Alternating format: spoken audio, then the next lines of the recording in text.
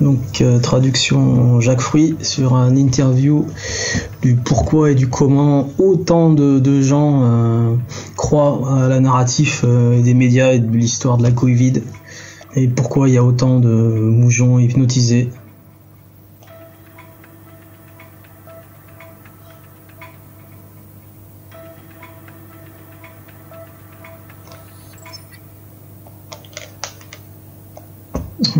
Bonjour, bon après-midi, bienvenue sur le podcast de la pandémie.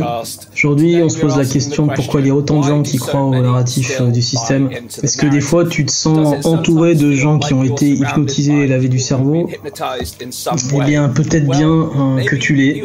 Mon invité ce soir est le professeur Matthias Desmet, professeur en psychologie clinique à l'université de Ghent en Belgique.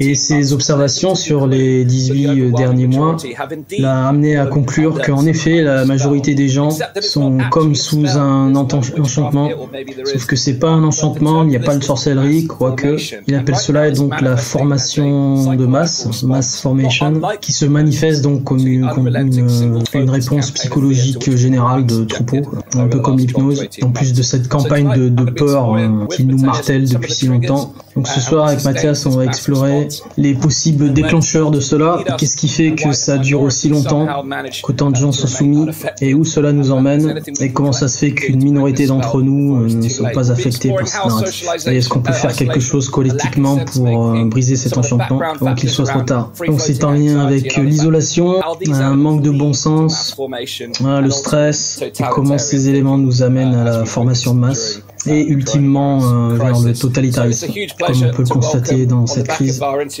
Donc voilà, c'est bien d'avoir le professeur Desmet avec nous ce soir, surtout que c'est en lien avec le show d'hier soir. Docteur Matthias Desmet fait partie de comité sur le Covid. Donc bienvenue au podcast sur la pandémie. Oui, merci. Donc, c'est un sujet fascinant. Donc tu as fait tes études en psychologie, tu travailles comme un analyste psychologique. Moi ce qui me fascine c'est l'aspect humain dans ce truc-là. J'en discute dans d'autres podcasts et avec d'autres, je me suis dit pourquoi il n'y a pas autant de gens dans le champ de la psychologie qui alertent sur ce qui est en train de se passer. Donc j'aimerais d'abord te poser la question, qu'est-ce qui t'a conduit à cela, de te reconnaître personnellement que ce qu'on nous raconte c'est du fion, qui à un moment donné, qu'est-ce qui t'a éclairé? Est-ce que tu as vu ça tout de suite? Donc, qu'est-ce qui t'a amené à voir vraiment qu'il y avait un gros problème? Ouais, c'est depuis le début de la crise, j'avais un sentiment qu'il y avait quelque chose qui allait pas avec le narratif des journaux, médias mainstream. Mais j'arrivais pas à mettre le doigt dessus. Ça, c'est parce que c'est idéal dans son cul.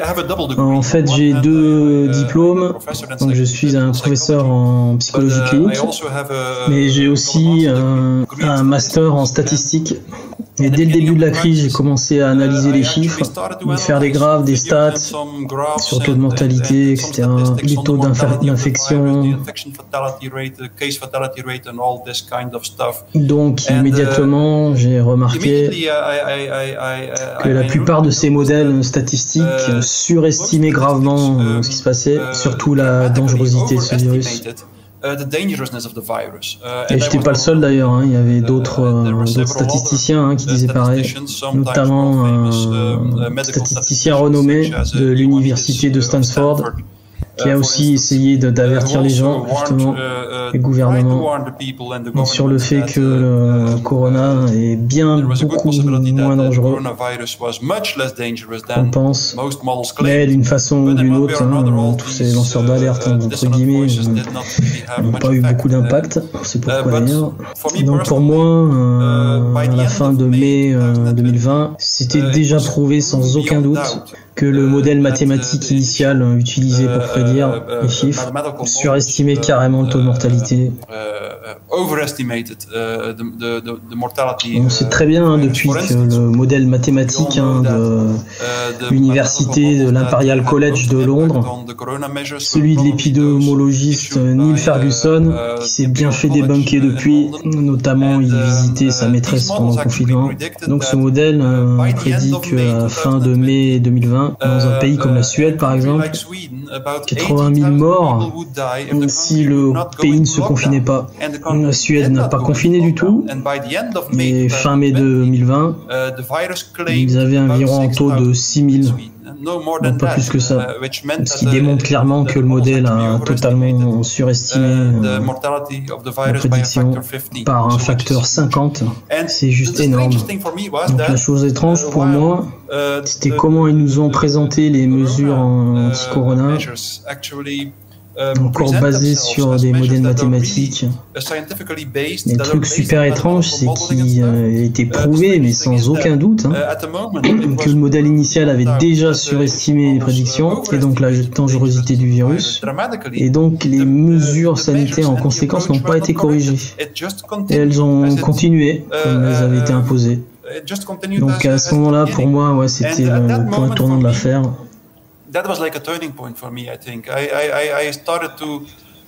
J'ai commencé à penser différemment, à chercher d'autres perspectives.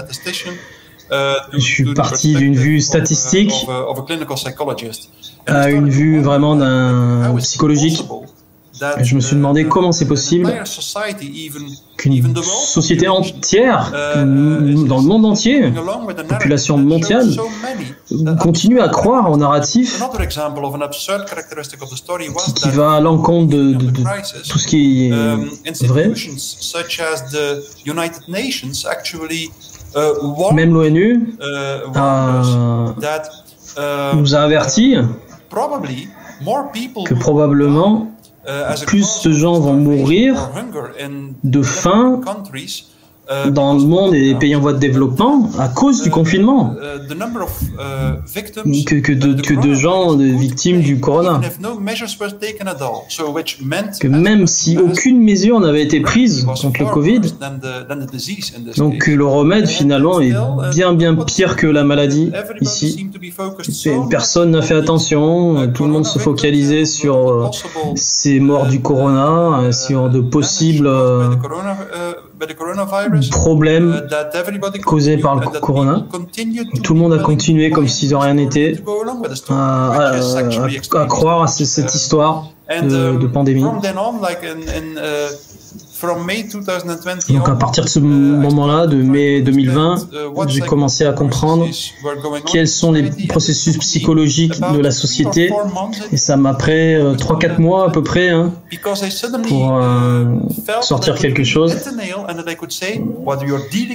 Et là, je pouvais dire exactement ce problème de formation de masse.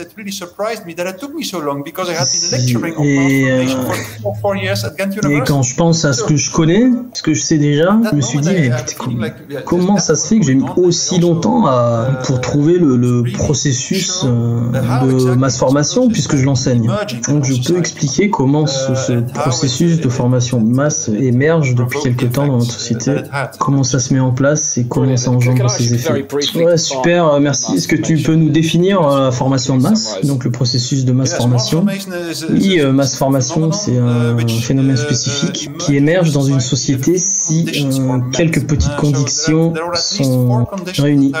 Il faut au moins 4 conditions particulières avant que le phénomène de formation de masse devienne un phénomène de masse. Donc la première condition, c'est qu'il faut qu'il y ait des gens qui expérimentent un manque de lien social, un manque de connectivité sociale. La deuxième condition, c'est qu'il y a des gens qui font l'expérience d'un manque de sens commun, de bon sens. Et ces deux sont associés.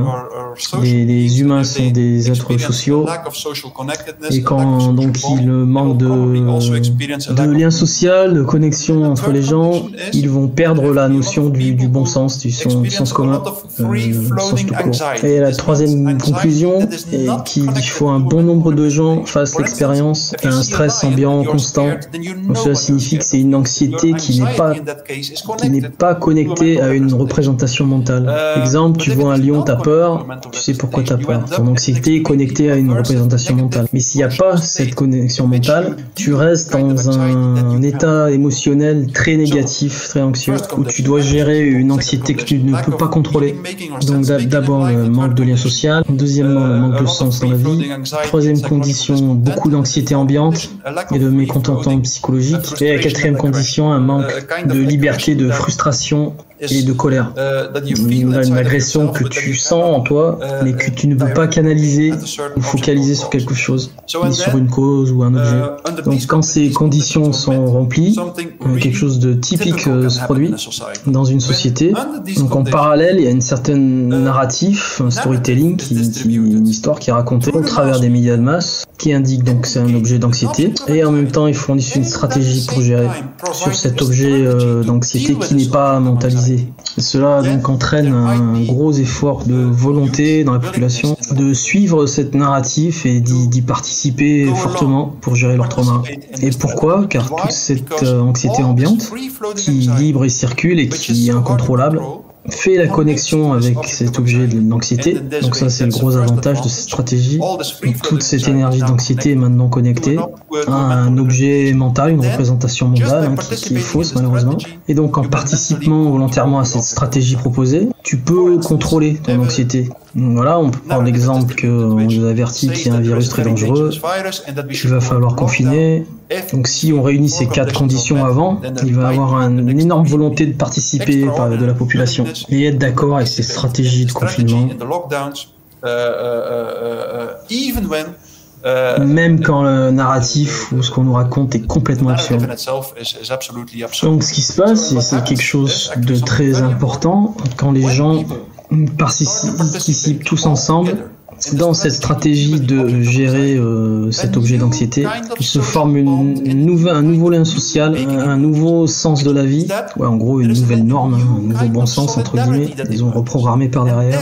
Donc ça permet tout de suite aux gens de basculer d'un état mental, émotionnel très négatif et anxieux, cette isolation sociale, et l'amène à l'opposé, à une espèce de niveau super haut de connectivité et de connexion avec la foule, c'est typique des mouvements de foule. Et là, les gens s'entraînent eux-mêmes dans des batailles héroïques contre cet objet d'anxiété, comme frapper des casseroles à 8 heures, ce qui les entraîne dans une espèce d'intoxication mentale. Et c'est la vraie raison pourquoi les gens continuent à croire en la narrative qu'on nous bassine depuis longtemps. Et même si c'est complètement absurde, il faut. C'est presque un rituel. Ça a la même fonction qu'un rituel en fait. Un rituel est un type de comportement auquel les gens participent pour démontrer qu'ils appartiennent à un groupe. En passant, comme aller à la messe, ils parlent de mass formation en anglais. Mass en anglais signifie aussi messe. Donc c'est bien la messe bucolique tous les jours. Et même le plus absurde, la rhétorique va être, le mieux ça va marcher en fait. Le mieux ça fonctionne comme rituel. Parce que le plus absurde c'est, le plus pur cela va être. Donc ils sont totalement dans le groupe, qui appartiennent au groupe totalement. La volonté de totalitarisme. Ouais d'accord, ok, ça devient quelque chose d'unique à ce groupe-là. Donc je vais disséquer un peu, tu parles d'anxiété libre, circulante. Cela nous enlève d'ailleurs du moment présent. On a des vies très stressantes, toujours rapides. Si tu regardes les statistiques sur la satisfaction au boulot, la plupart des gens haïssent ou n'aiment pas leur travail. Donc les gens se sentent de plus en plus occupés sans avoir le temps. Cette société se veut une espèce de faux vivre à fond et consumérisme. Cette vie est basée sur la tension, sur le stress, avec toutes les responsabilités que les gens ont. Donc c'est sûr et certain que cette condition de stress existe très élevée chez nous. Donc moi, ce que je comprends, ce que tu me dis, c'est que cette situation permet aux gens essentiellement que cela devienne un objet d'attachement, comme un doudou en fait, et qu'ils peuvent transfixer leur anxiété dedans ou dessus, sur cet objet externe, ce qui enlève totalement le besoin de faire le travail interne, de gérer toi-même ton propre stress, qui n'arrive donc plus à gérer. Oui, c'est ça exactement. Oui, ces 4 conditions sont bien sûr réunies très fortement dans une société. Je ne sais pas si tu connais le livre bullshit job, un boulot de merde, d'un professeur d'une université de Londres, je crois. Moi, c'est David Graeber, d'ailleurs, qui a écrit ce livre, Des emplois à la con. Donc, il a étudié le sens que les gens donnent dans leur travail depuis le début du XXIe siècle. Il a découvert qu'environ 50% des gens ne faisaient pas du tout l'expérience d'un sens, donc leur boulot est inutile. Donc tu rajoutes l'anxiété libre circulante, la dépression, les burn-out. Dans un pays comme la Belgique, 300 millions de doses d'antidépresseurs sont prises chaque année. 300 millions de doses sur une population de seulement 11 millions de gens. C'est juste complètement incroyable. Donc ouais, tu m'étonnes que ces conditions sont là.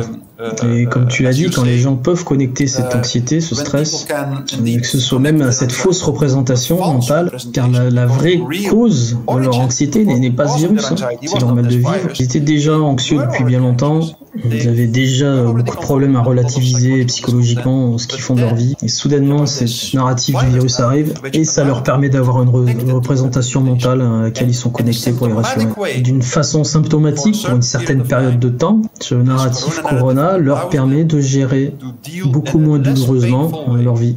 Voilà, c'est un traitement de symptômes en fait. On va pas à la cause, mais au final, comme dans le système médical, la solution est très destructrice. Voilà, les médias, c'est des ondes, radiothérapie. Et moi, donc, du coup, je me focus sur le fait de comment ça se fait qu'on est arrivé à cette étape d'isolation sociale, manque de sens de la vie, stress extrême, et toute cette frustration et cette agression bloquée. Ça, c'est les vraies questions qu'on devrait se poser. Qu'est-ce qui fait que sur notre vue qu'on a sur le monde, de l'homme, qu'est-ce qui a fait que dans nos sociétés, on a fini comme ça, d'avoir autant de problèmes psychologiques, entre guillemets? Oui, je suis d'accord avec toi, une question très importante. Si tu regardes en Angleterre, comment les gens ne sont pas contents, regarde le Brexit a divisé les gens, c'est un exemple donc d'une chose qui peut créer de l'anxiété et du mécontentement. Et même sans cela, mais on regarde comment les médias s'accaparent tout ça, c'est les vrais partisans deviennent de plus en plus imposants, polarisent tous les sujets de leur côté. Donc on voit ce clivage, cette division qui s'est fait dans la société par rapport au virus. Donc pour moi, c'est comment on peut avancer avec tout cela, mais on en parlera un peu plus tard dans l'interview, car on ne se pose pas ces questions. Donc pour moi, la conversation qu'on a est fascinante, car cela nous aide à comprendre pas seulement le problème, mais la racine de la cause. Ou les problèmes. On en discutait un peu avant l'interview entre nous. En 2020, moi je passais la plupart de mon temps à innover, à créer, à entreprendre. Et les premières bases qu'on pose, c'est quel est le problème et quelles sont la racine des causes. Une fois qu'on a identifié cela, on peut ensuite trouver des solutions. Donc voilà, ça c'est les vraies préconditions pour réussir. Mais sans surprise quelque part, ces conditions ont créé cette formation de masse. Donc où nous emmène ce concept de formation de masse et comment cela se manifeste-t-il depuis ces 18 derniers mois, depuis cette pandémie? Donc un des aspects les plus importants de la formation de masse, c'est que ça amène à une vision très réduite des choses, donc c'est une vision très aiguë, en anglais narrow, qui se rapproche de narratif. Dans l'étymologie. Donc, il faut faire attention émotionnellement et cognitivement d'une toute petite partie de la réalité sur laquelle toute la masse se focalise dessus. Et ça, c'est extrêmement problématique quand on voit cela, car d'une façon ou d'une autre, les gens ne semblent être sensibles émotionnellement, fortement pour les victimes du corona, mais toutes les autres victimes, les enfants qui meurent de faim, tous les gens qui ont perdu leur boulot, tous les traitements médicaux, opérations qui ont été repoussés. Il y a eu un dommage collatéral énorme et bizarrement, ça n'a jamais eu autant d'effet que quelqu'un qui meurt du Covid. Donc on voit le champ informationnel et de vision est tellement limité qu'il semble presque impossible d'amener des arguments qui vont rentrer en conflit avec cette vision vision étriquée de cette narrative. Donc, rationnellement, ça va pas rentrer dans ce petit champ de vision, dans ce petit champ d'attention, ça va pas prendre l'attention des gens. Justement, toute l'attention du stress se focalise dessus. Donc voilà, c'est l'un des effets les plus importants. C'est comme dans l'hypnose, les gens sont focalisés sur un truc très précis, comme sur un point, ça devient hypnotique. Et les gens ne s'en rendent même pas compte, parce qu'ils voient pas ce qu'il y a autour d'eux en fait. Leur vision est tellement étriquée. Même les choses qui sont très importantes dans leur vie, leur propre santé, comme s'ils pouvaient se laisser mourir de faim. Dans un exemple de cas les pires, comme ceux qui meurent en jouant aux jeux vidéo. Donc tu peux enlever tout cela des gens, mais ils vont même pas s'en apercevoir en fait. Il semble même qu'ils s'aperçoivent même pas qu'ils perdent plein de choses autour d'eux. Et l'hypnose, c'est très clair, c'est pareil. Avec une simple procédure d'hypnose, on peut rendre quelqu'un insensible à la douleur. Tu peux le couper profondément, directement, il ne sentira rien. Il y a des chirurgies qui peuvent être faites comme cela. Tu peux même couper l'os. Là, c'est vraiment bizarre, mais une simple procédure hypnotique va pouvoir faire cela. L'hypnotisme focalise l'attention sur quelque chose de positif par exemple, et cela va permettre de rendre les gens complètement insensibles à d'autres choses, comme la douleur physique. Et donc de la même façon, ils sont insensibles à la douleur psychologique, la gestion du trauma, car leur attention va rester focalisée sur cette solidarité et le narratif partagé à tout le monde. Donc en fait, ils vont même pas réaliser qu'ils perdent leur richesse, la richesse autour d'eux, en eux, même celle de leurs enfants. Donc, tu comprends pourquoi ils les masquent sans problème, qui sont vaccinés sans problème. Donc la population ne s'en rend pas compte en fait. Donc ça c'est l'effet donc le plus problématique. Et cela a déjà été expliqué et démontré lors de la création de ces États totalitaires du début du XXe siècle, notamment dans l'Union soviétique et l'Allemagne nazie. Une des observations qui a été faite, c'est que d'une façon bizarre, tous ces gens ont été volontaires pour se sacrifier et pour sacrifier tout ce qu'ils avaient de plus précieux. Et limite sans s'en rendre compte. Comme Staline, par exemple, il avait fait exécuter 50% des membres de son parti.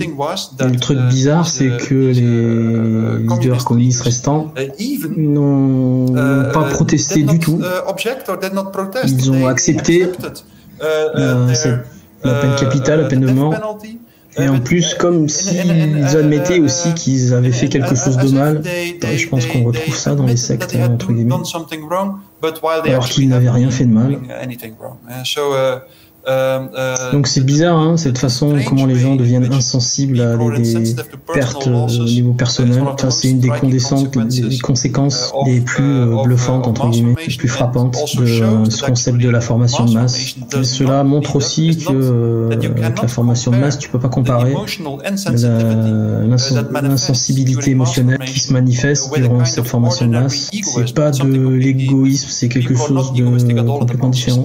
Les gens ne sont pas du tout égoïstes dans cette société de formation de masse. Entre guillemets, ça devient la ruche. Donc en fait, ils sont volontaires pour tous sacrifier leur liberté individuelle, sacrifier leur santé, leurs enfants, eux-mêmes, en faveur du collectif. Là, entre parenthèses, c'est les Borg de Star Trek. Donc c'est une forme de nouvelle solidarité extrême. Entre parenthèses, un super communisme collectiviste de Davos, on va voir après. Oui, moi je le décris comme un collectiviste fondamental, collectivisme radical, qui est le précurseur au totalitarisme. Oui, bien sûr, on part dans tellement d'excès vers ce collectivisme, à l'opposé des libertés individuelles. Il y a des publications fascinantes qui ont été écrites dessus pendant la pandémie, une en Arizona, une en Nouvelle-Zélande, parlant de comment la moralisation, la politique de gestion de la pandémie est exactement comme tu viens de décrire. Les gens peuvent perdre leur éducation, leur boulot, leur maison, ils peuvent rater un diagnostic vital pour leur vie et finalement acceptent ce collectivisme fondamentaliste de protéger l'un l'autre, de faire cela ensemble pour la société. Et le gouvernement, clairement, en Angleterre, a reconnu cela. Toujours se protéger les uns les autres, sauver l'hôpital, la sécu, ces choses avec lesquelles on nous bassine, qui donnent un faux sens aux gens de solidarité, le sens de la vie, un sens de la vie plus haut qu'eux.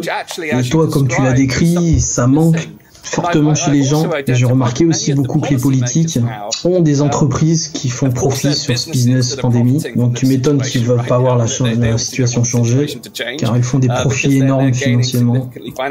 Et beaucoup d'autres gagnent psychologiquement en plus.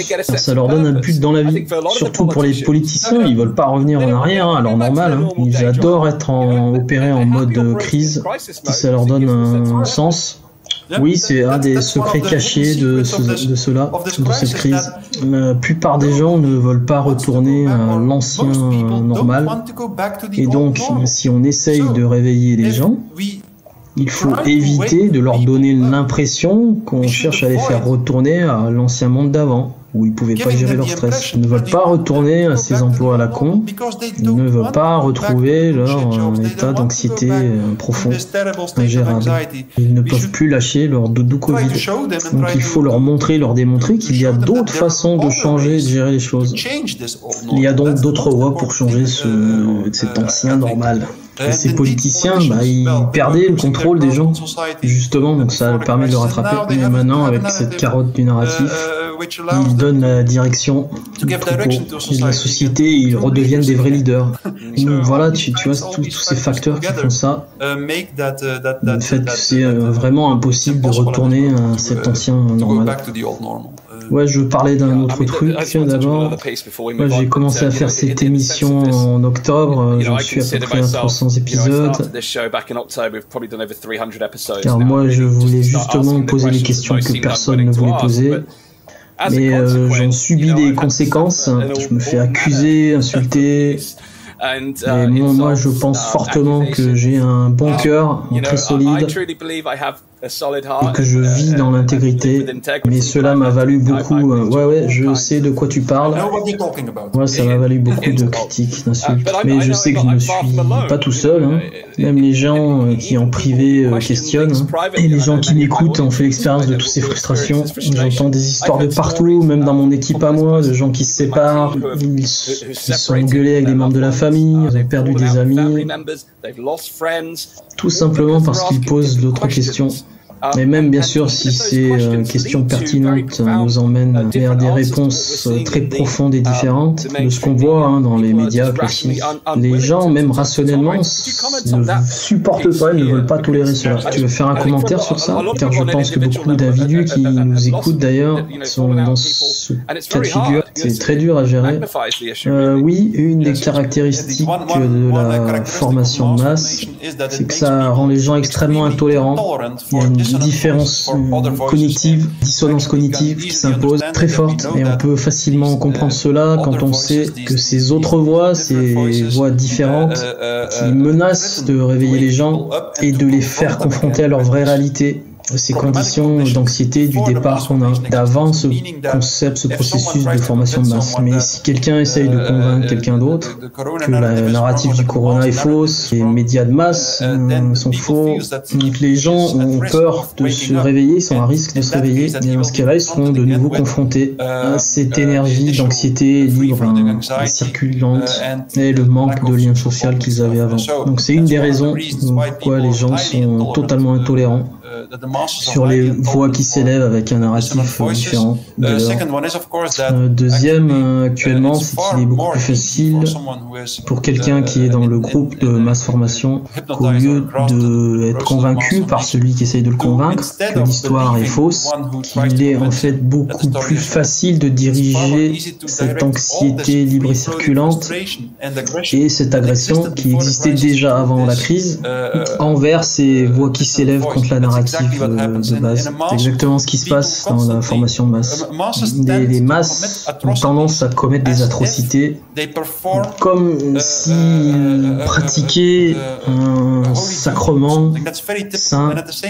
C'est typique de ça. Donc ici c'est pareil. Ce qu'ils ressentent, c'est qu'en voulant détruire ces voix dissonantes, nous, entre parenthèses, en fait ils protègent le collectif. Et c'est vrai d'une certaine façon. Donc ils sont finalement investis d'un devoir sacré de faire comme ça, d'être cruel envers ces voix dissonantes, et donc en même temps ils protègent leur collectif, mais donc ils arrivent à canaliser aussi leur frustration et agression. Ils peuvent le focaliser pareil sur une vision très étriquée, sur un point des lanceurs d'alerte entre guillemets. Cela satisfait leurs besoins fondamentaux de canaliser la frustration, l'agression et la gestion du trauma en gros. Donc il y a Gustave Le Bon qui a écrit sur le contrôle des foules. Bon, j'ai un article dessus dans les liens. Donc c'était au 19e, gestion de contrôle de foule. Une des caractéristiques, c'est la tolérance justement de la masse avec les gens qui refusent de rejoindre la masse. Ils veulent que tout le monde participe à la masse. C'est un peu étrange, mais bizarrement, ils ne vont pas chercher à détruire complètement leur ennemi, car ils ont besoin fondamental d'un ennemi ou d'ennemis réels. Les masses ne peuvent seulement exister que si elles ont un ennemi, que si elles ont un objet pour focaliser leur anxiété, cet objet d'anxiété. Et cela est très bien décrit par George Orwell dans 1984. Où ça parlait de guerriers eurasiens qui étaient une menace constante, mais personne ne savait vraiment s'ils existaient vraiment. Donc la masse, un système totalitariste, a toujours besoin d'inventer de nouveaux ennemis, de nouveaux objets d'anxiété pour le transfert d'énergie, car s'il n'avait pas ces objets d'anxiété, la masse en fait n'aurait pas de raison d'exister, car une des raisons principales est de contrôler l'anxiété avec. Et les leaders de la masse ont extrêmement peur de cela. S'il n'y avait pas d'objet d'anxiété, les masses se réveilleraient. Et qu'est-ce qu'ils feraient s'ils se réveillaient tous? La première chose qu'ils feront, c'est qu'ils vont tuer leur leader. Et ça c'est typique, car quand ils se réveillent, ils réalisent ce qui s'est passé, toutes les pertes qu'ils ont subies pendant leur hypnose. Et ils vont donc blâmer leur leader. C'est typiquement ce qui se passe. Et donc Gustave Le Bon le décrit aussi. Il le dit très bien, quiconque se met en charge d'une masse devrait se préparer à se faire tuer par eux. Ouais, ok, on en reparlera tout à l'heure, car je suis sûr que les gens se posent la question où en est-on dans ce cycle. Et moi je pense qu'à un moment donné, ce moment va venir, que les gens vont finalement réaliser tous les sacrifices qu'ils ont faits, tout ce qui a été fait, qui a été inutile, les pertes donc individuelles mais aussi collectives. C'est triste, car moi ce que je ne comprends pas avec cette espèce de mental collectif, collective mind, et je l'ai déjà dit plein de fois dans mes émissions, tu ne peux pas sauver la forêt entière en protégeant simplement un arbre. Donc c'est bien d'être collectiviste, mais il faut que tu permettes quand même à l'économie de tourner et à tout le reste de fonctionner librement. Il n'y a rien de collectif, de collectiviste, de ça, hein. La société se casse la gueule. Ça semble pas être quelque chose de très collectif au niveau de la méthode en tout cas, hein. Moi c'est ce que je pense, je trouve ça rationnel. Ils opèrent pas du tout d'une façon rationnelle. Que j'ai pas raison? Ouais, c'est complètement irrationnel leur truc, c'est bizarre. C'est une des conséquences de tout ça, hein, de cette étricité du champ de vision, du champ de pensée très réduit. Les gens semblent être au courant d'une toute petite part de ce qui se passe. Et donc, les conséquences, c'est que toutes les mauvaises décisions sont prises, ou en tout cas, elles sont seulement prises sur ce petit champ de vision qui n'est pas la réalité. Et toutes ces mesures sont disproportionnées. Et c'est tellement typique d'un système totalitariste. Une espèce d'équilibre totalement disproportionné, une façon de gérer la réalité totalement grave, bidon, fausse. Mais la différence entre un État totalitaire et un État en dictature est très importante, car dès que tu comprends cela, tu comprends le pouvoir de la masse. Dans une dictature classique, la population obéit au dictateur, car ils ont peur de lui. C'est tout. Mais dans un État totalitaire, les gens sont hypnotisés par les leaders de l'État totalitaire. Et ils sont d'une façon ou d'une autre, ils se comportent d'une façon totalement différente que dans une dictature classique. Par exemple, si dans une dictature, si on fait taire l'opposition, s'il n'y a plus d'opposition dans l'espace public, généralement le dictateur s'assagit. Il est un peu plus sympa, car à ce moment il doit comprendre qu'il doit créer une image positive dans la population pour continuer et pour rester leur leader.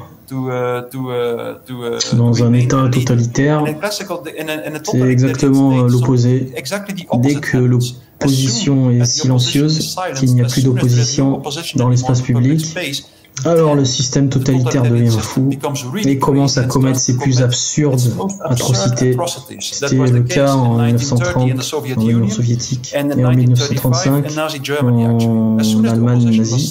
Dès que l'opposition a été mise en silence, le système totalitaire, pour utiliser les mots de Hannah Arendt, devient un monstre qui dévore ses propres enfants. Il devient radicalement absurde et commence à détruire tout le monde et n'importe qui, qu'il soit loyal au système ou pas. Donc voilà, c'est une différence très importante. Il faut savoir la différence entre une dictature classique et un régime totalitaire. Donc c'est très importante. Et il y a une chose quintessentielle dans cette crise. On doit continuer à parler. Parce que si notre opposition devient silencieuse, l'hypnose va devenir totalitaire et la masse va commencer à commettre des atrocités. Ça, c'est typique et l'histoire l'a démontré encore et encore. C'est que le début, d'accord. Donc il est quintessentiel que les gens continuent à parler, à révéler la fraude. Ils ne pourront donc pas stopper ce processus de formation de masse, mais ils vont empêcher l'hypnose d'aller plus loin et d'arriver aux atrocités. Donc voilà, d'habitude dans le processus de formation de masse, il y a toujours trois groupes. Un groupe, à peu près 30% de la population, sont vraiment hypnotisés. Et c'est pareil dans un régime totalitaire, il n'y a que 30% qui est totalement hypnotisé. Donc il y a un deuxième groupe d'à peu près 40% de gens qui généralement ne va pas à l'encontre de ces 30%. En gros, c'est des suivants. Donc ils ne vont pas à l'encontre de la masse. Donc ils suivent la foule de cette façon. Ça fait un groupe de 70%. Des gens qui emmènent la barque du système. Et donc le troisième groupe qui est restant, de 30%, c'est nous, qui aussi n'est pas hypnotisé et qui essaye de parler et de faire quelque chose. Et ce groupe est extrêmement hétérogène. N'importe quel background politique, tous les statuts économiques ou sociaux, toutes les ethnies, il est très dur de définir ce qu'il y a dans le groupe. Pour ce troisième groupe, généralement entre 25 et 30%, c'est bien ce groupe-là qui est vraiment unifié, ou en tout cas qui doit l'être. Dès que ce groupe est un groupe, que ce groupe arrive à trouver les moyens de s'identifier entre les uns et les autres, la crise est terminée, le processus de formation de masse s'arrête. Entre parenthèses, c'est pour ça qu'ils cherchent à nous diviser. C'est ça le challenge. Ouais, il y a des distinctions fascinantes. La plus importante, c'est cette distinction que tu fais entre l'état totalitaire et la dictature, car beaucoup de gens disent mais comment s'en sortir? Dans une dictature classique, c'est très simple. Il y a un leader, clair, certainement avec des camarades, mais il y a un point focal clair et net.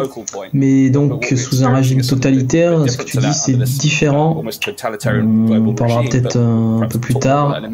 Autre chose importante, c'est ces 30% endoctrinés qui ne vont pas changer leur façon de penser, que tu fasses n'importe quoi. Pour eux, mais c'est ces 40% qui sont intéressants, qui suivent, mais qui pourraient changer de côté, changer de camp. Et donc finalement ce troisième groupe des rebelles, qui m'amène à ma prochaine question, c'est pourquoi il y a des gens qui ne sont pas affectés par ce processus de formation de masse. Si on prend des gens comme moi, qui questionnent et qui activement essayent de faire changer les choses, donc ce groupe rebelle de 30%, pourquoi nous on n'est pas affectés par cette formation de masse de la même façon? Ouais, c'est une super question. Beaucoup de gens ont essayé de répondre à cette question. Et d'habitude, tout le monde, enfin, la plupart des gens, on n'arrive jamais à donner une vraie réponse. Je pense que dans cette crise, que tu achètes l'histoire qu'ils nous vendent ou pas, que tu es hypnotisé ou pas, a à voir avec ton plus grand champ de préférence idéologique. Moi, je sens que tous les gens qui suivent le narratif du système, ceux-là qui s'identifient vraiment avec, n'ont pas de problème avec une vision très mécaniste, réductionniste, et cette vue très réductionniste de la biologie aussi, sur l'homme et sur le monde. Donc, par rapport à cela, la plupart des gens sont convaincus que la vaccination est la meilleure voie scientifique pour booster ton système immunitaire, etc., etc. Donc ouais, tous ces gens qui suivent cette narrative, ils se sentent bien avec ces notions de biologie réductionniste, ces idées transhumanistes, donc ce genre d'idées qui attrape cette population. Car moi, personnellement, je suis convaincu que si on continue dans ce processus, on va se retrouver à fond dans le transhumanisme. Notre société sera transhumaniste, ou en tout cas, ils essaieront de la réorganiser comme cela, accordée aux principes et aux idées de ce transhumanisme. And I think that as far as I think that people who je pense que les gens qui font objection à cela, qui protestent contre cela, qui ne sont pas sensibles à la formation de masse, d'habitude, c'est des gens qui sont vraiment, qui ont une aversion à ce modèle réductionniste biologique, donc au transhumanisme. Est-ce que tu penses, toi, par rapport à ce que tu disais plus tôt, est-ce que c'est possible peut-être que ceux qui sont plus enclins à être hypnotisés, endocrinés, ou subir les enchantements de cette formation de masse, est-ce que tu penses que c'est des gens qui sont peut-être beaucoup plus stressés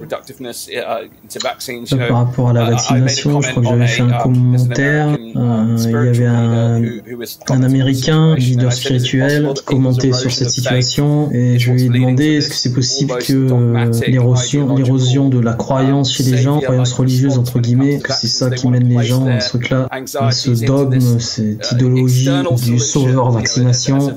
Ils placent leur anxiété dans la seringue, sous l'action externe, comme un véhicule à la résolution de leurs problèmes. Donc est-il possible que ces gens-là ont un stress plus élevé? Est-ce qu'ils pouvaient aussi commenter? Il y a bien un facteur intelligence dedans, car on devrait penser que les plus éduqués, les plus académiques, entre guillemets, doivent être les plus éveillés, mais en fait c'est les plus soumis à cette idéologie.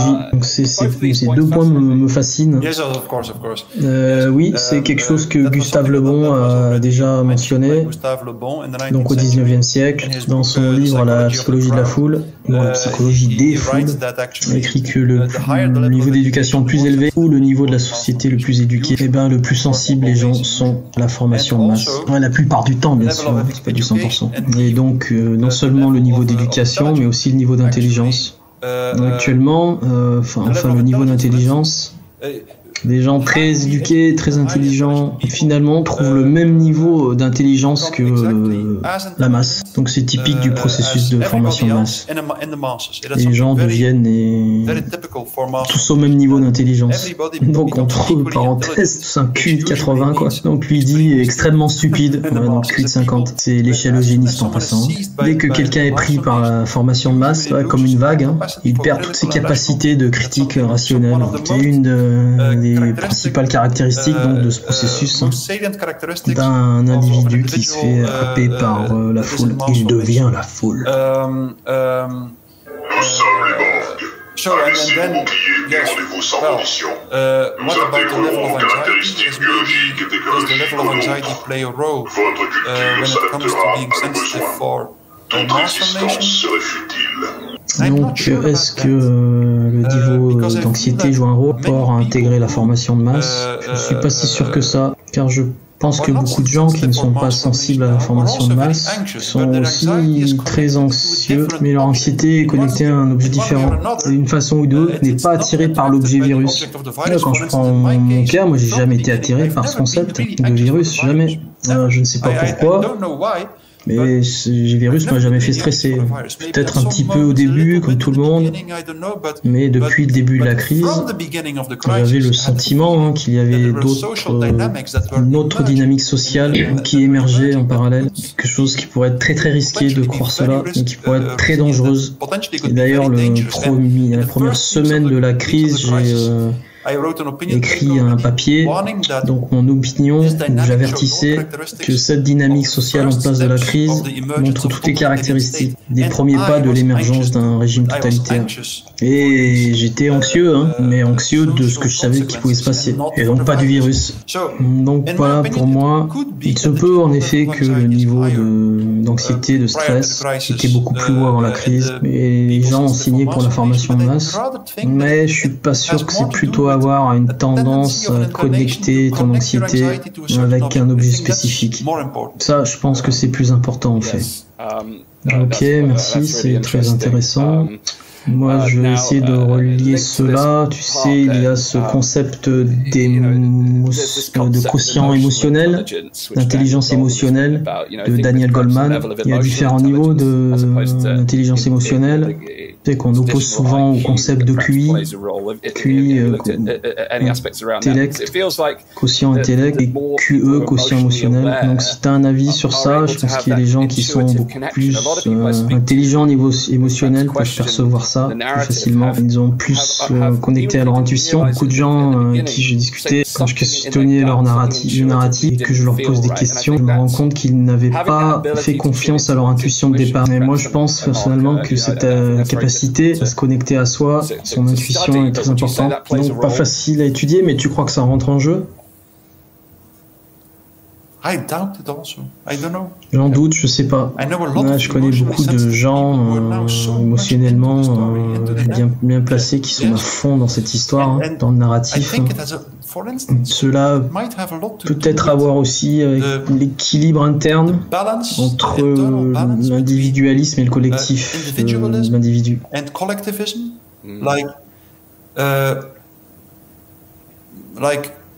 C'est très caractéristique de l'émergence de la masse du XXe siècle et des gens qui finalement ont été socialement atomisés, des gens qui sont socialement isolés, déconnectés. Il y a eu une étape de changement extrême, de l'isolation extrême, la connexion extrême par la masse. Donc est-ce que l'intelligence émotionnelle a à voir avec? Je sais pas, peut-être que c'est quelque chose qu'on pourrait explorer. Moi, c'est mon observation à moi, c'est difficile à quantifier bien sûr. Ouais, t'as raison, c'est pas facile à voir. Mais bon, en tout cas, moi je trouve que c'est intéressant. Donc maintenant, j'aimerais qu'on parle. Tu as parlé du réveil des gens qui veulent justement faire tomber l'État totalitaire. Ils veulent se débarrasser des leaders. Mais avant d'arriver à ce point-là, la résolution, ça prend un certain nombre de gens. Toi, tu as dit environ 30%. Moi, je trouve qu'on est loin d'atteindre ce chiffre encore. Enfin, peut-être qu'il y en a beaucoup qui restent silencieux, comme moi au tout début d'ailleurs. J'ai plutôt tendance à me plaindre constamment à ma femme, pas publiquement bien sûr. Donc, quelle révélation qu'on pourrait tirer de cela pour essayer d'éveiller, en termes simples, de réveiller les gens. Donc, tu as une idée, une piste à nous donner, même par rapport à ton histoire à toi. Même au début, tu as dit que tu regardais les statistiques et à un moment donné, il y a eu un tournant, une réalisation. Est-ce qu'il y a quelque chose comme ça qu'on puisse faire? Ce qui peut nous sortir de ta propre expérience pour arriver à ce que les gens puissent faire la différence? Ouais, mon opinion, comme je t'ai dit, la chose la plus importante est de continuer à parler, à élever la voix, dire les choses comme elles sont, dire que t'es pas d'accord avec le narratif mainstream. C'est la chose la plus basique et la plus importante. Car la formation de masse, qui est une sorte d'hypnose, est telle, c'est un phénomène tel, qu'il est aussi provoqué par la vibration de la voix. Et ça, je vous le dis littéralement. Et les leaders de régimes totalitaires le savent. La vibration de la voix, ils commencent tous les jours avec un nouveau speech pour faire leur propagande. Ministre de la propagande.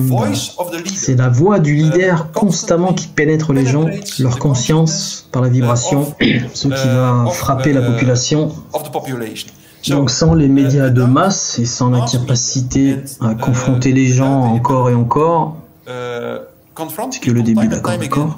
Par la voix du ou des leaders, l'information de masse ne pourrait pas continuer, comme elle a continué en Allemagne, en Union soviétique, et comme ça continue maintenant. Mais l'opposé est aussi vrai. Donc s'il y a d'autres voix qui s'élèvent dans l'espace public, qui parlent, ça va déranger l'hypnose ambiante, une interférence d'ondes, de vibrations et de fréquences. Donc les sons de vos voix peuvent déranger l'hypnose de masse. Et il faut se convaincre les uns les autres, encore et encore, c'est que le début, d'accord, c'est que tous ensemble, nous devons continuer à élever la voix, à parler. Tu peux me rappeler déjà la deuxième partie de ta question? Ouais, j'ai la mauvaise habitude de poser deux questions en même temps.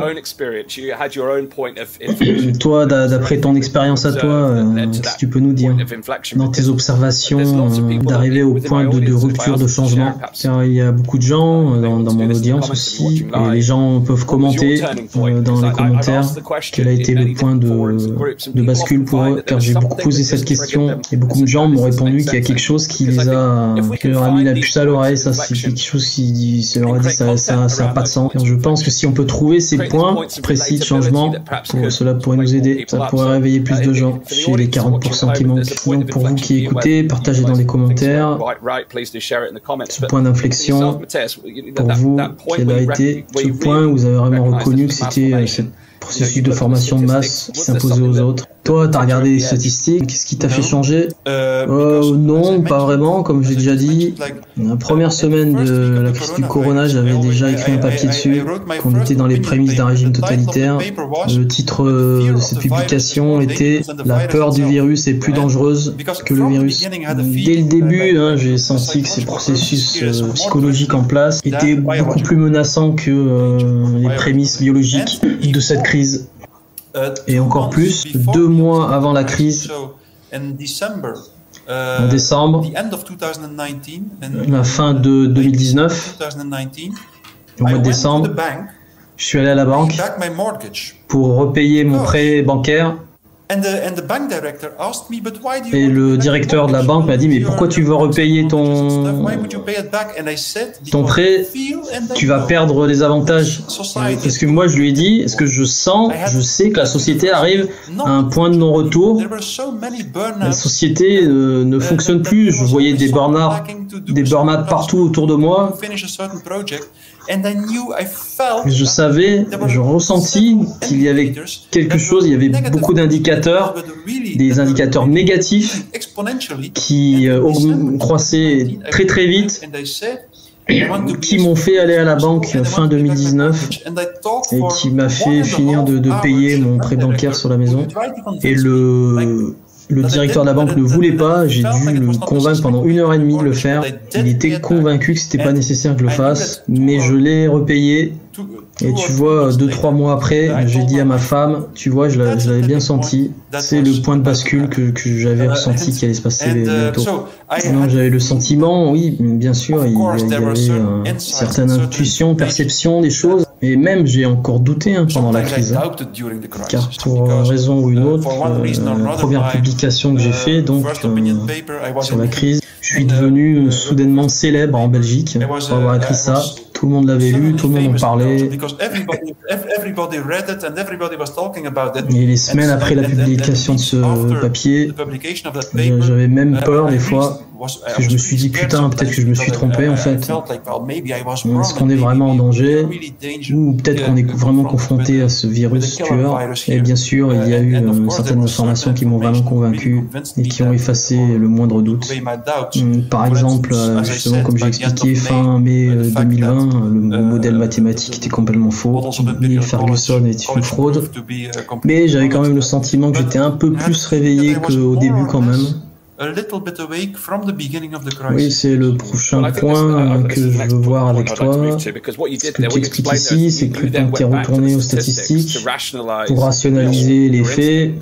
Oui, ça, bon, ton instinct, et la raison que je dis ça, on pourrait faire un épisode entier dessus, mais j'ai d'autres guests qui vont venir en parler d'ailleurs. Toi, tu dis, continue à parler, à élever la voix, à partager l'information, mais une des choses qu'on a réalisées ces derniers 18 mois, on a essayé d'influencer les gens avec une logique, des statistiques, des données, des preuves imparables, mais on s'est tapé dans le mur. C'est le principe d'influence, tu pourrais tout partager, parce qu'il y a une autre approche qu'on pourrait prendre afin d'avoir un processus psychologique plus facile pour nous. Ouais, il faut continuer à partager les preuves et les arguments rationnels, car ils lèvent le voile sur l'hypnose. Mais bon, si tu fais que ça, tu vas peut-être trouver ça un peu frustrant, car ok, le voile de l'hypnose se lève, mais ça suffit pas pour réveiller assez de gens avec ces arguments rationnels. Et c'est logique hein, quand tu penses au processus de formation de masse. Dès le début de la formation de masse du processus, c'est affectif, c'est au niveau émotionnel, le sens de la vie aussi, des connexions et donc de la connexion de cette anxiété libre et circulante sur la représentation d'un objet comme le virus. Donc c'est deux choses, hein, l'anxiété libre et circulante et la représentation mentale de cela par un virus. Elles ont fondu ensemble. Pour utiliser une métaphore, c'est comme deux pièces de métal qui ont été chauffées et fondues. Donc elles ont fondu, mergé ensemble. Et donc c'est comme ça qu'elles sont connectées. Elles sont connectées parce qu'elles ont été poussées ensemble à un très haut niveau de chaleur, une connexion très profonde, très forte dans le système psychologique. Donc ce qu'on pourrait faire, c'est rendre les gens encore plus peureux. Donc un nouvel objet de peur, par exemple le risque d'un régime totalitaire se mettant en place, entre parenthèses la mort à cause du vaccin. Donc la température de ce système psychologique va augmenter. Ces deux pièces de métal vont fondre et se détacher. Et si tu les attends avec un nouvel objet d'anxiété pour les focaliser, là c'est bon. Tu vas peut-être pouvoir connecter leur anxiété. Et à partir de ce moment-là, oui, là ça prend du sens. Tu vas peut-être pouvoir fournir tes arguments rationnels plus facilement. C'est exactement ce qui se passe. Des fois, j'ai donné plusieurs interviews en Belgique, en Hollande, sur le risque de régime totalitaire. Ça a eu 200 ou 300 000 vues. Il y a pas mal de gens qui ont regardé. Ils ont reçu beaucoup d'emails de gens me disant c'était comme s'ils étaient soudainement réveillés en écoutant l'interview. Et du coup, ouais, je me suis dit, ça m'intéresse. Et je leur ai demandé, ouais, qu'est-ce qui t'a fait que tu t'es réveillé quand tu as vu l'entretien? Et les gens m'ont répondu, c'est parce que j'étais très anxieux de ce que tu racontais sur la formation de ce régime totalitaire. Donc tu vois, c'est ce qui se passe si les gens soudainement ont encore plus peur que l'objet qu'ils ont, et qu'en plus tu leur offres un autre objet focalisé, donc une nouvelle stratégie pour eux de leur gestion de trauma, d'anxiété, tu vas peut-être pouvoir les réveiller et d'y connecter leurs troubles émotionnels et donc commencer une nouvelle narrative. C'est un truc qui peut marcher. Récemment, j'étais impliqué dans un projet de film. Projet de parti politique qui voulait en fait fournir une autre alternative à cette histoire du corona et des mesures en vigueur du système par rapport à cela. Et ces films de nouvelle propagande ont eu une belle réception, un beau succès, parce qu'on a bien construit le film, la narrative, en leur présentant au départ, en les effrayant de ce régime totalitaire qui se met en place, ensuite avec une argumentation rationnelle, et ensuite pourquoi les mesures Covid n'étaient pas bonnes pour la société, voilà, ce genre de trucs. Donc voilà, tu comprends les principes de base. La première, c'est faire peur, effrayer, prendre les composants émotionnels, ensuite fournir ton argumentation rationnelle pour amener une autre gestion du trauma.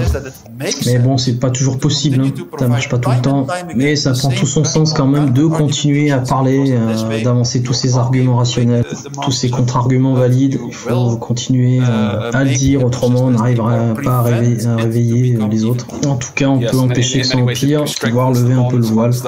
Oui, et ça renforce le lien entre tous ces dissidents.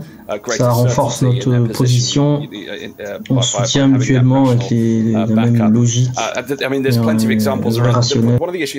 Un des problèmes que j'ai eu, cette notion de ça ne va jamais m'arriver, ou cela ne va jamais arriver. Je peux prendre une métaphore pour faire la comparaison avec le monde de la santé. Les décisions que les gens prennent en ce moment sur ce qu'ils mangent, on sent penser aux conséquences plus tard, voire 20 ans plus tard. S'ils fument, s'ils boivent, t'as un mauvais régime, ils ne pensent pas aux effets à long terme. Similairement, on peut voir ce qui se passe en Australie, dans d'autres pays du monde. Ils disent non, mais ça se passera jamais ici. On retrouve ce genre de mentalité. Puis ça se passe dans des économies comparables. Donc ouais, cela peut se passer, comme dans ce pays où ils ont coupé l'internet pendant 3 jours. On peut l'imaginer chez nous, hein. En Angleterre, en Belgique, les gens diront oh non, jamais ça se passera, le gouvernement ne supprimera pas internet. Donc c'est cette mentalité, tu vois, mais combien de fois depuis la crise ça a confirmé les choses. Oh non, ça se passera pas chez nous, finalement oui. Un mois plus tard, on a les mêmes mesures qu'ailleurs. Donc comment on fait pour dépasser cet argumentaire de non, ça ne nous arrivera jamais? Comment on peut reformuler avec comment on peut le présenter aux gens?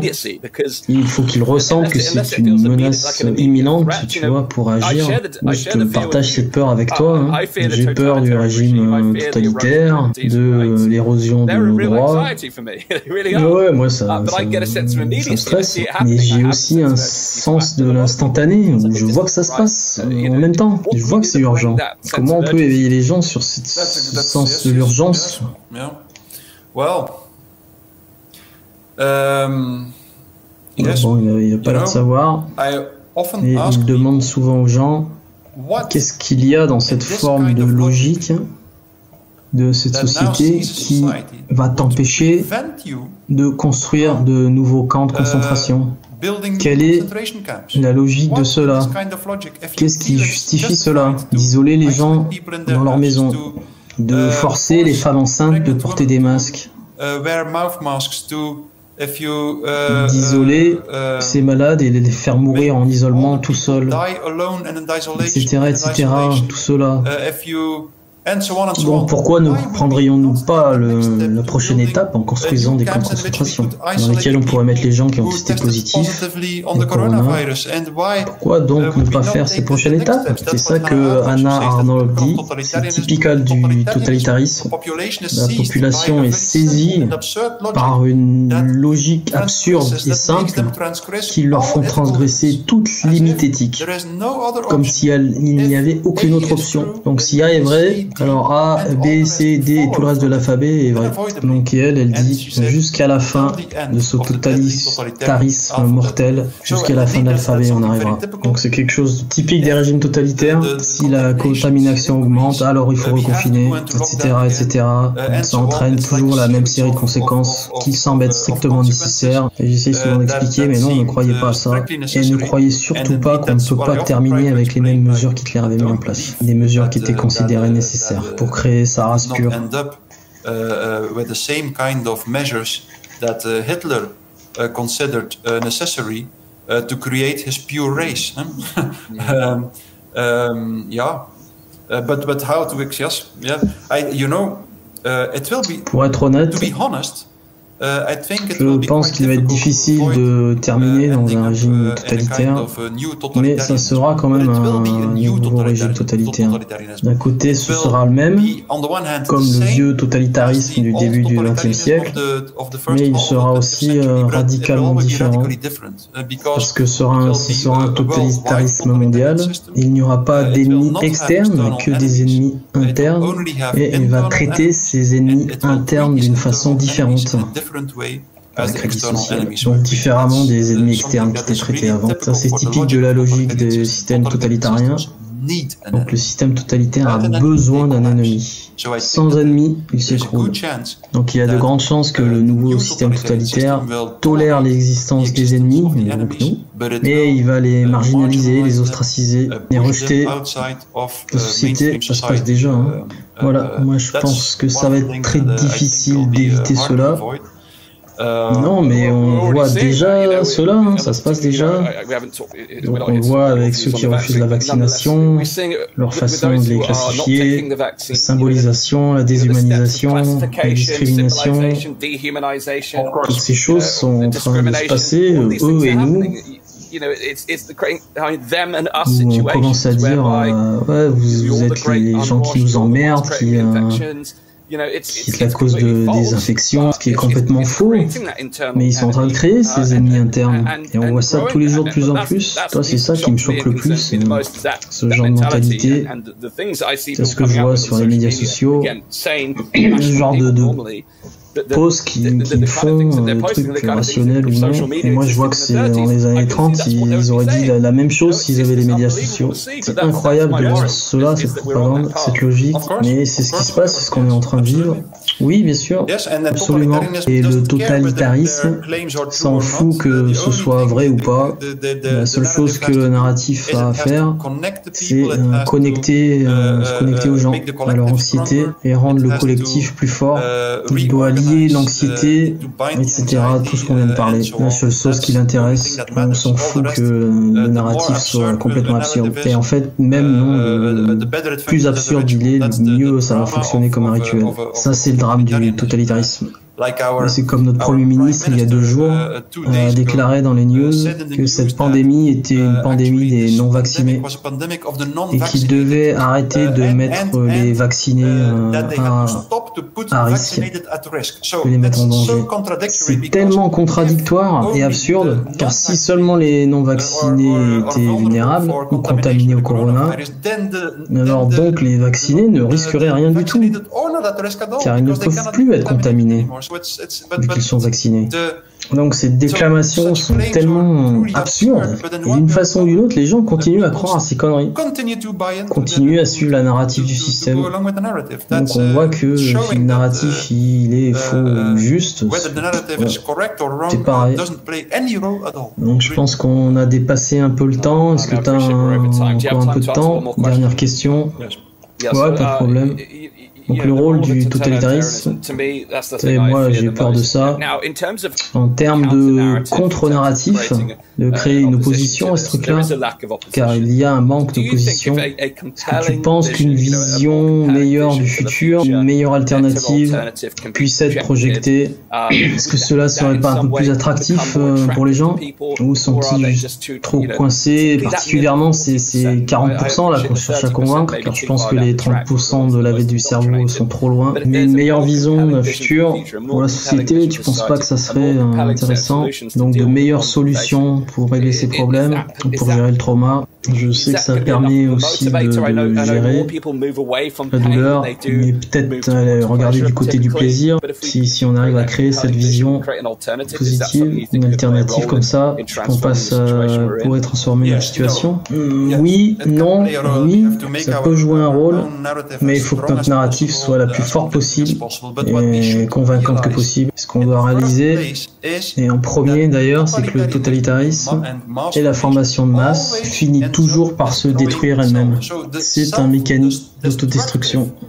Ça a été observé et décrit par tous les universitaires qui ont étudié le phénomène. Donc d'un côté, si on parle de la meilleure stratégie pour gérer cette situation qu'on devrait connaître,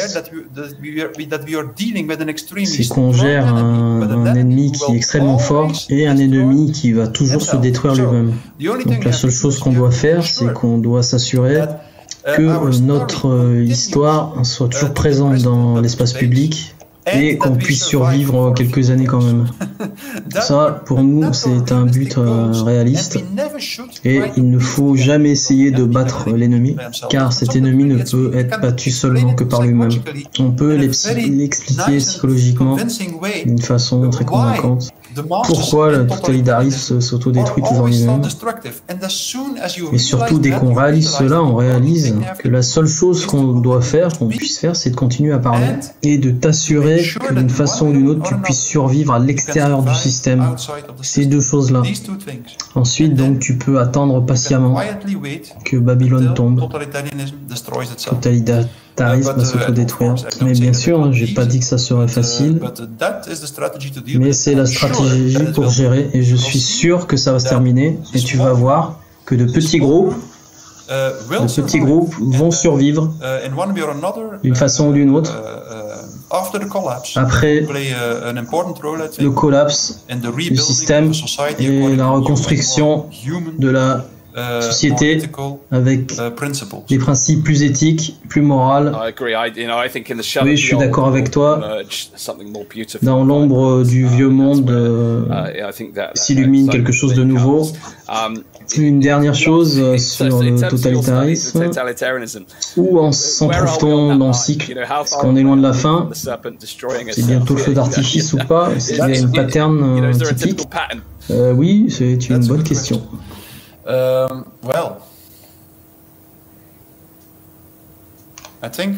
pense qu'il y a encore quelques étapes à passer avant. Bien sûr, je pense que ce régime totalitaire probablement va se détruire lui-même beaucoup plus vite que les régimes totalitaires du début du XXe siècle. Aucun de ces systèmes totalitaires n'a jamais fait intrusion aussi loin dans le corps de la population, spécifiquement avec la vaccination.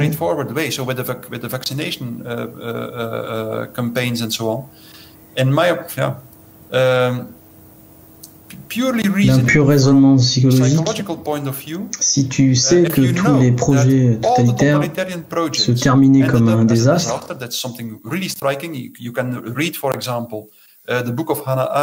d'ailleurs tu peux lire le livre de Hannah Arendt pour cela, sur l'origine du totalitarisme. Hannah Arendt, j'ai mis dans les liens, c'est une Borg, bien sûr. Aussi le livre de Solzhenitsyn, L'archipel du Goulag. Donc ces deux livres décrivent ces processus de l'Union soviétique et c'est très détaillé. Et ils concluent tous les deux pareil, chaque projet de totalitarisme et leurs leaders ont terminé comme un désastre. Et ils ont continué jusqu'à l'épuisement total de la population, extermination, destruction totale. C'est pour ça qu'en fait il faut une large partie de la population pour faire cela. Pour avoir un bon régime totalitaire, il faut une très large population. C'est la raison la plus importante. Pourquoi dans le régime de l'Union soviétique cela a été poussé à l'extrême, parce qu'ils avaient une très large population. La population en Allemagne n'était pas assez large, entre parenthèses, je pense du coup c'est pour ça que ça marche en Chine. Donc quand la population est trop petite, un système totalitariste ne peut pas émerger. Donc tout ce que ces leaders totalitaires ont fait a terminé comme un désastre.